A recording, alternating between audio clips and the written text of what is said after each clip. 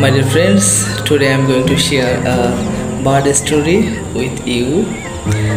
আপনারা সবাই তো টিয়া পাখি চেনেন, তাই না? টিয়া পাখি হচ্ছে আমাদের গ্রাম এলাকায় সবচেয়ে সুন্দর পাখিদের ভিতরে একটি পাখি।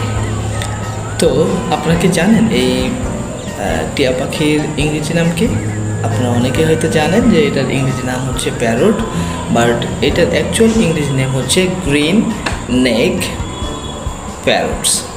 আবার এটাকে কিন্তু খামির প্যারটসও বলা হয়।